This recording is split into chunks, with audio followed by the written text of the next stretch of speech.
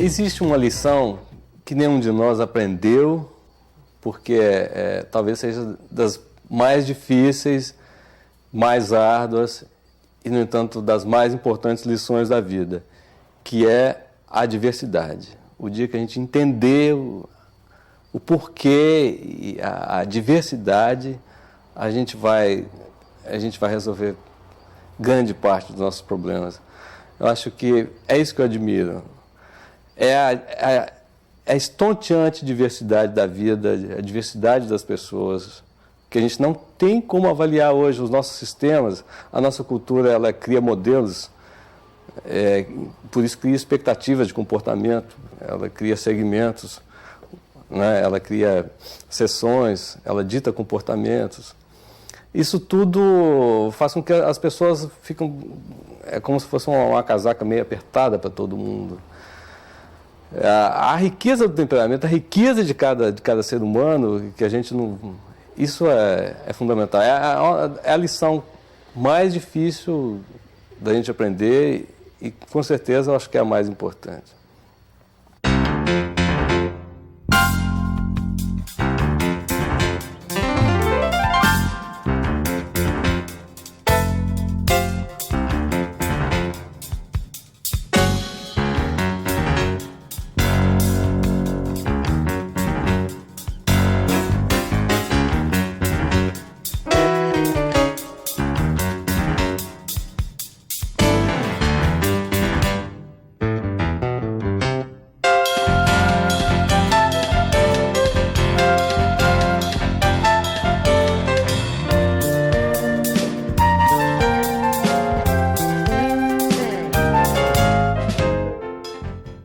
O meu começo realmente é um caso interessante, porque no começo dos anos 50, em Minas Gerais, em cidade pequena, não era muito assim usual um menino, homem, estudar piano. Era mais uma coisa assim das moças prendadas, né?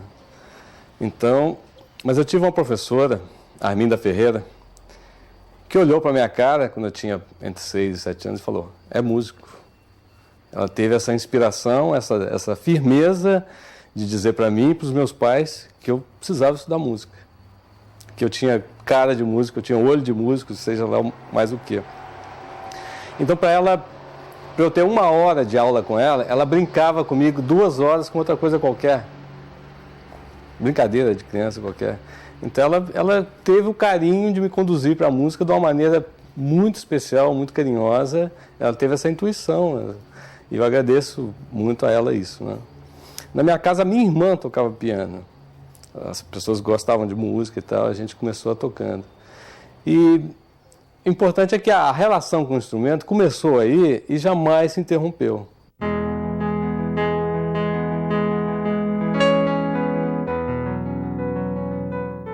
A atitude de viver de música, na época, era de absoluto risco.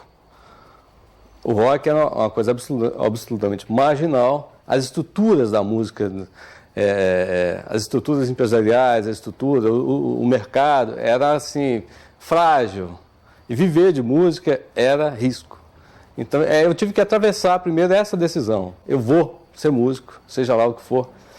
Mesmo que para isso eu tenha que tratar de dente na escola de dentista aqui do Rio de Janeiro, como eu tive que fazer. Mesmo que foi um desses casos que eu passei muita dificuldade. Essa decisão é que foi importante. Agora, a questão de entrar mesmo no conservatório, eu já estava fazendo arquitetura em Belo Horizonte. Aliás, quando eu ia entrar para a arquitetura, foi um ano que eu devia estar me preparando para o vestibular, e aconteceu de ter um festival em Belo Horizonte extremamente importante, onde pela primeira vez eu tomei contato com o Toninho Horta, com o Beto Guedes, com o Lô Borges, com o Flávio Venturini, com outras pessoas do Rio de Janeiro que eram do júri. E esse contato foi tão fértil, foi tão promissor, foi tão genial, foi tão bonito, que, na verdade, eu não estudei para o vestibular. Eu falei, bom, eu não vou... A família estava fazendo a sua pressão lá para me fazer vestibular e tal, mas eu não estudei, eu fiquei mexendo com aquele festival.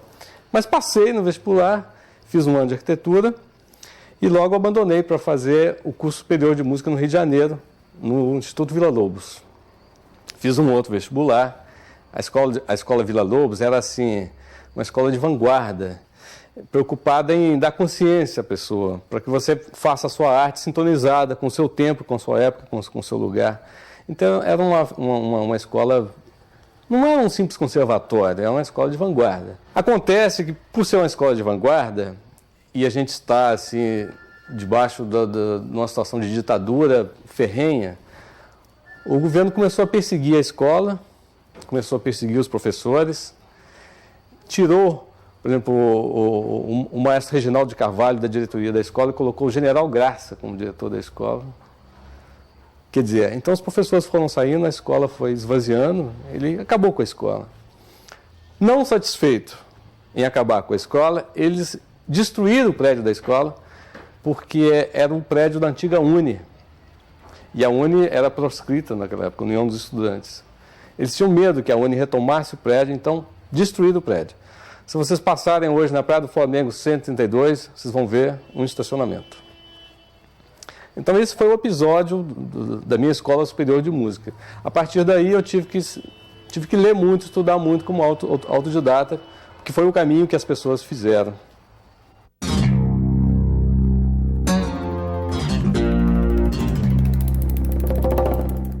O precioso mesmo é esse momento que realmente, onde um fragmento chega de sabe-se onde, do imponderável ou da vizinha, ou realmente do ruído do caminhão, ou do canto da lavadeira, ou do fragmento de som da rua.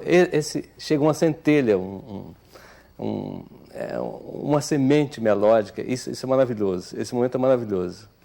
Porque com a bagagem que a gente já tem hoje, a gente já sabe como desenvolvê-la, é fácil. A gente já conhece a simetria, já conhece encadeamento harmônico, as sequências, é fácil levar para um lado, para o outro, desenvolver aquilo, repetir e tal. A gente tem recursos para elaborar aquilo. Agora, o precioso é esse momento realmente onde a centelha aparece, e eu cuido disso com o maior carinho. Se eu não tiver, para não perder isso, eu não tenho um pentagrama, eu rabisco um pentagrama, onde eu tiver, escrevo as notas, porque nem sempre eu tenho um gravadorzinho ou coisa. Eu escrevo, eu improviso um pentagrama onde eu tiver, para guardar aquele germe, porque ele é precioso. Essa elaboração que a gente faz a posteriori, ela é prazerosa também. Eu, às vezes, desenvolvo a melodia. Durante muito tempo, eu desço a rua cantando com ela na cabeça, e vamos fazendo assim, assim, assim, assim. Também é prazerosa, porque a gente já tem hoje muito subsídio para fazer isso com desenvoltura. Mas o aparecimento dessa centelha aí é precioso. E não depende muito da sua vontade. Há coisas, sim, hoje eu preciso compor, eu componho, faço. Sento no piano, quando é preciso, componho, sai. Mas essa centelha, quando aparece, é preciosíssima. Eu cerco ela do maior carinho, do maior cuidado, porque as boas coisas são assim.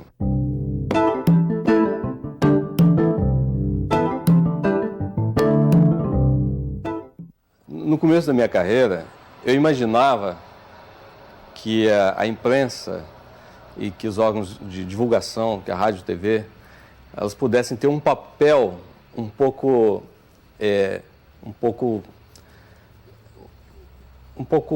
vamos dizer, com um pouco mais de liberdade em relação à indústria de bens culturais, a indústria, por exemplo, da música, porque é sabido que a indústria a indústria é imediatista, ela tem horizontes de lucro que são imediatistas, são curtos.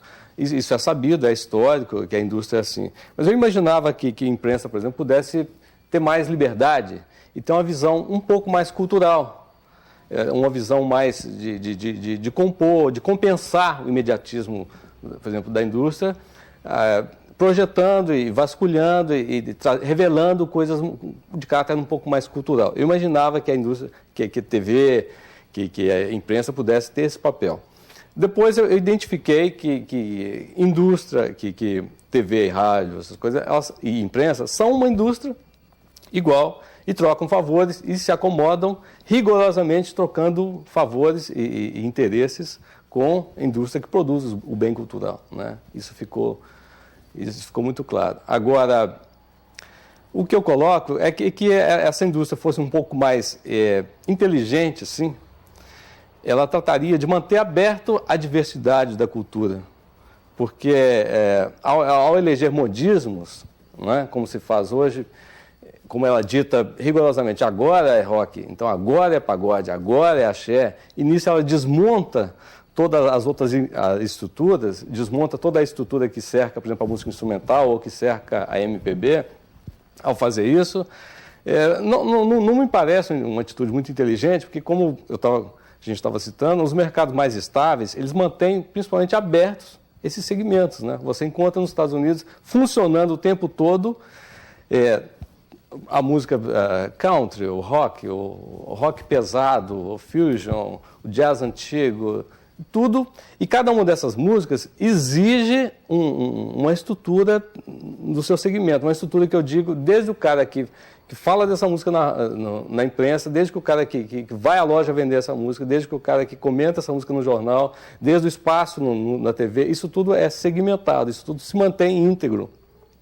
Então esses mercados conseguem atender todas as faixas sociais, todas as faixas de idade, todas as faixas étnicas, e com certeza com um movimento muito maior e com lucratividade muito maior.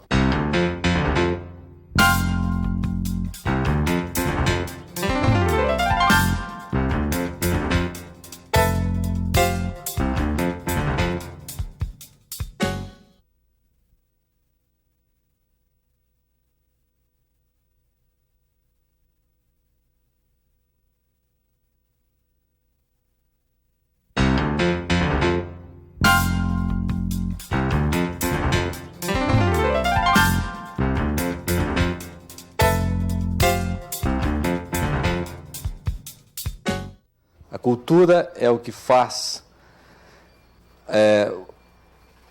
a diferença entre um aglomerado e uma comunidade. Isso aí está claro, não preciso me estender nisso. Agora, no que se refere à música, por exemplo, eu acho uma arte de uma volatilidade, de uma capilaridade tão grande que eu costumo dizer que a música faz para uma comunidade o que o sangue faz com o organismo. Se você for na estrada, no quilômetro 32 da estrada, não sei o que lá, ali tem um rádio, a pilha, a música chega lá. E chega com esse poder que ela tem é uma linfa, né? de trazer, de remover conteúdos, de estimular, de trazer comportamento, retirar e de fazer transformações psicológicas. E por isso ela é capaz de trazer para a comunidade experiências que de outra maneira a comunidade teria muita dificuldade em ter. Eu digo assim, de saltar etapas, de aprender, de evoluir, de crescer. Então é importante, esse poder, ele não foi ainda bastante avaliado, né? A capacidade que ele tem de gerar bem-estar e integração e desenvolvimento para uma sociedade.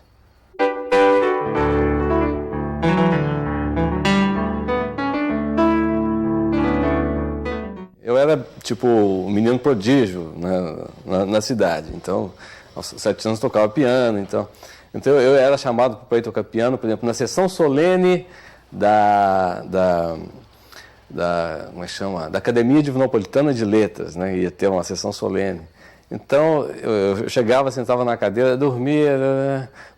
Vários discursos, estava dormindo, aí alguém me acordava, aí ia lá tocar o piano, sentava na cadeira, dormia outra vez e ia embora.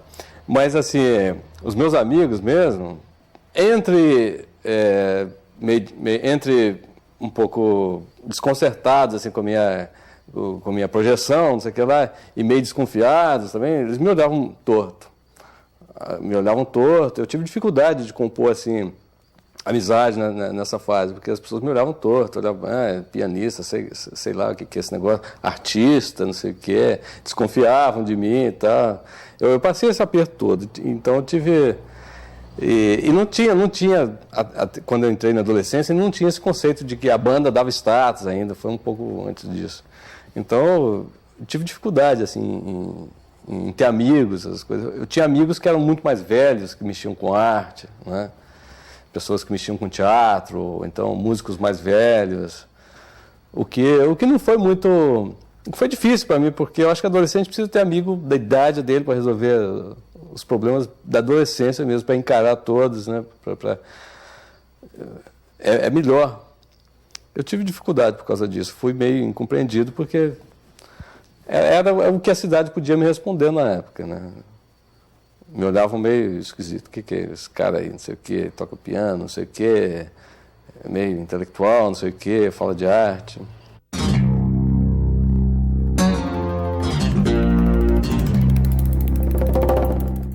O Milton Nascimento, ele me dizia que quando ele estava em Três Pontas, e no Rio se fazia aquelas harmonias da Bossa Nova, mas ele não tinha condição de saber, não tinha informação de ver como aquilo era escrito, como se faziam aquelas harmonias. Ele, ao tentar tocar aquilo no violão, ele chegou numa outra coisa. E isso é muito interessante, esse fato, porque eu também estava asilado numa cidade pequena, onde essas informações todas que chegavam assim, a gente só escutando, eu não tinha como, a gente não tinha escolas de música, a gente não tinha essa facilidade de informação hoje, as revistas que, né, trazem as cifras, nada disso. Então, eu tive que arrumar minha maneira pessoal de tocar essas coisas todas também, de botar no caldeirão as influências todas. Isso acabou me dando uma coisa meio pessoal. Eu não saberia distinguir um mais do que o outro. Mas tem pianistas que me fascinam, o Keith Jarrett, por exemplo. Mas na época do rock, é claro que o Keith Emerson também. No caso da criação, eu percebo a minha bagagem que é erudita, que foi o meu primeiro approach com a música, veio da bagagem erudita. As conquistas mais contemporâneas, assim, do jazz e da música popular, são bem mais recentes. Mas a minha base é erudita e é uma experiência que me gratifica e que é muito profunda para mim. Isso eu identifico sempre. Toda a música que eu faço, ela tem claramente a bagagem erudita. Ela se mesclando hoje com as influências mais contemporâneas, mais modernas, mais atuais, mas a bagagem erudita está sempre presente, isso é claro para mim.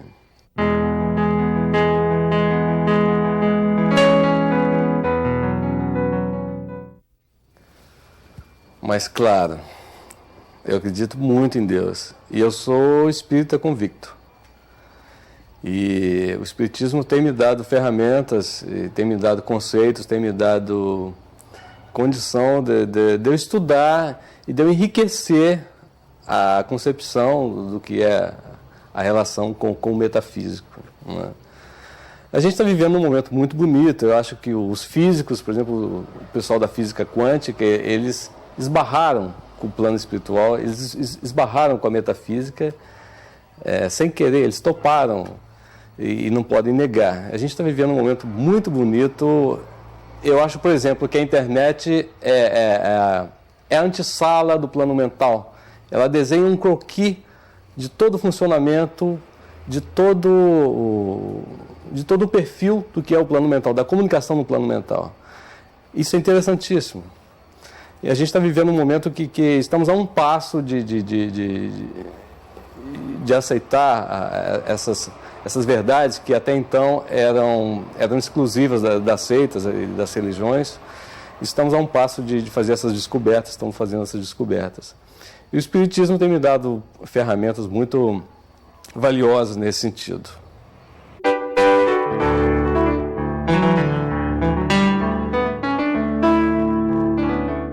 Eu li em algum lugar que a arte é o momento, arte é momento. Eu fiquei enfurecido, como capricorniano que eu sou, estruturalista, construtivista, gastando meus neurônios, armazenando informação, conhecimento, técnica para todos os lados. E vem alguém e me diz que arte é o momento. Fiquei enfurecido, mas profundamente incomodado, mas também não dava para virar as costas a esse conceito. Não dava para negar, não dava para dizer, que é isso? O processo que eu gastei para entender que a arte é o momento foi muito enriquecedor para mim.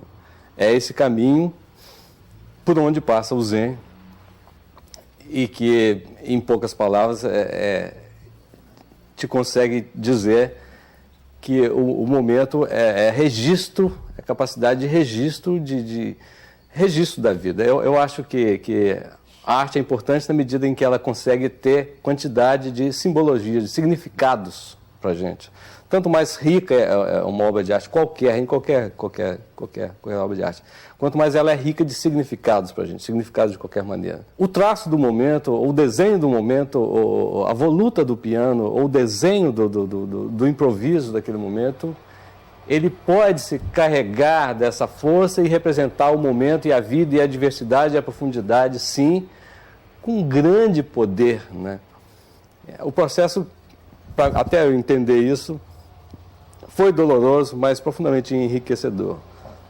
Eu acho, e hoje eu tenho enorme reverência, enorme mesmo reverência, mesmo vindo de onde eu vim, que é esse processo de estruturar, de aprender, de somar esse conhecimento com mais esse e tal, e saber estruturar as coisas, eu tenho enorme reverência por exemplo, pelos compositores que jamais estudaram, mas que tiram as melodias do nada, do éter, ou dos improvisadores que são fantásticos, que recriam melodias do nada, no instante. Eu tenho verdadeira paixão por essa coisa, porque eu sei que essa arte, ela tem um contato muito, muito próximo, muito frequente, muito transparente com o imponderável, que é o que interessa.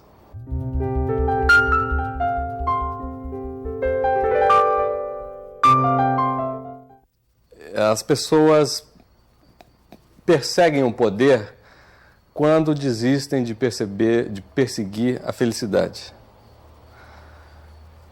Eu tento ter consciência disso todas as horas.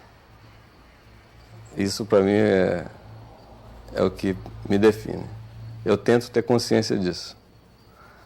Eu sou feliz todos os dias porque acredito que esteja construindo a felicidade todos os dias. É um trabalho,